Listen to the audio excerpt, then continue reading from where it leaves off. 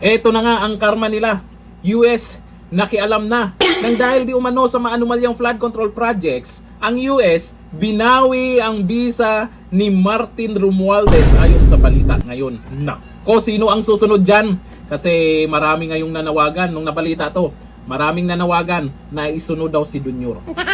Lah, kinumpirma ng Philippine Ambassador to the United States. Binawi nga ng Estados Unidos ang diplomatic at tourist visa ni dating House Speaker at Leyte 1st District Representative Martin Romualdez. Naku, tamba, dapat magsalita ka na. Kasi lumalabas dito, ikaw yung mastermind. Ikaw nga ba? Eh sa tingin ng iba, hindi lang ikaw ang mastermind. Meron pa. Kaya sana itong si Tamba, matapos lumabas ang balitang to, ay magsalita na rin siya.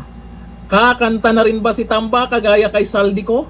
Abangan natin yan. Ayon sa ulat, ang visa revocation ay may kaugnayan umano sa pagkakasangkot ng dating House Speaker sa kontrobersiya ng maanumalyang flood control projects.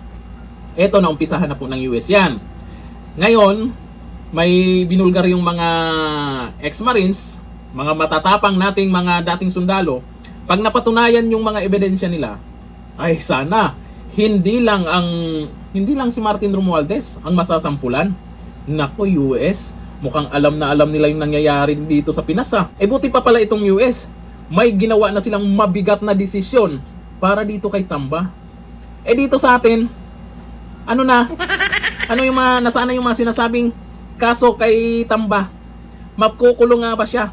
Maipakukulong nga ba siya?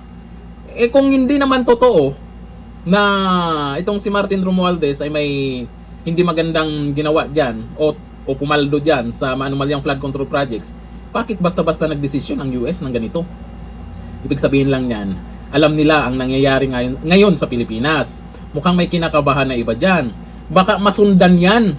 Kasi sa mga nagkomento, nako, tuloy-tuloy nyo lang yan. O eto, sa mga nagkomento, sa amin ni Jeff Colantes, parang may kakanta na. Sana, Tamba. Sa amin ni Jorens Esperanza, di na makatulog si Tamba. Sabi ni Subitel, si Junior ang next in line. O, ito maraming nag-comment ng ganyan ha. Si Junior, si Bingeg. Daming mga nag-comment na ganyan. Sabi ni Brian Sangkula Tahil, sana pati kay Junior. Naku, maraming nabanggit ha. Bakit puro kay Junior? Yung mga nasa Senado, yung mga nasa Kongreso. Eh sa bagay sa Kongreso, eto, si Tamba, nasampulan na. Sa Senado, meron kaya? Sa bagay, kakaumpisa pa lang naman, yung ginawa ng ex-marines dyan sa Senado, malay natin, balang araw, may mag-iiyakan dyan.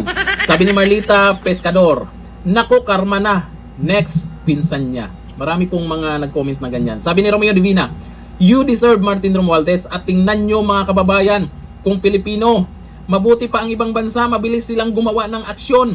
Kapag nagkataon, nakatakas na sana siya. Marami pong natuwa dito sa balitang to. Eh sana po, ang US ay masundan pa yan na hindi basta-basta papasukin sa lugar nila ang mga buwaya. Abangan natin yan.